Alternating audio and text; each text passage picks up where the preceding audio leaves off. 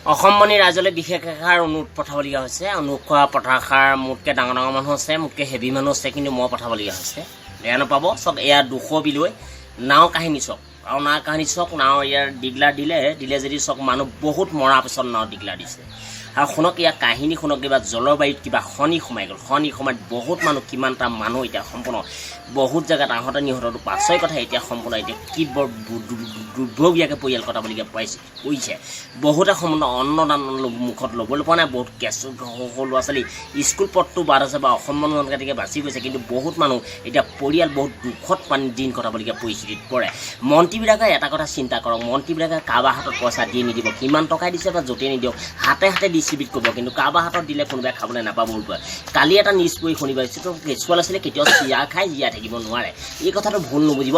বৰ্তমান খৰালি বান মাৰিবৰ সময়ত আপোনালোকে তেতিয়া ক'ত শুই থাকে, ক'ত কি কৰে, তেতিয়া আপোনালোকে বেয়া নাপাব। বান আহিব বুলি আপোনালোকে জানেই, পানী আহিব বুলি জানেই।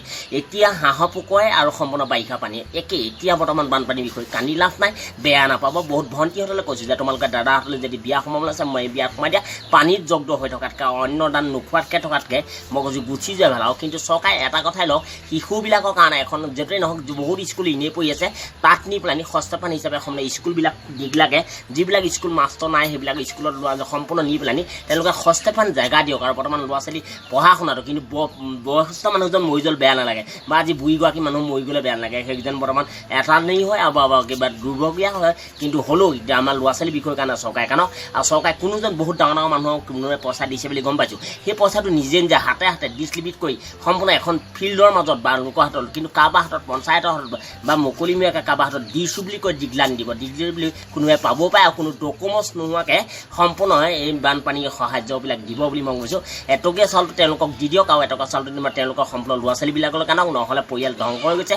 অসমত এইটো ডাঙৰ প্ৰলয়, কিন্তু প্ৰবীণ তামুলীয়া শুনি বেয়া পাইছে।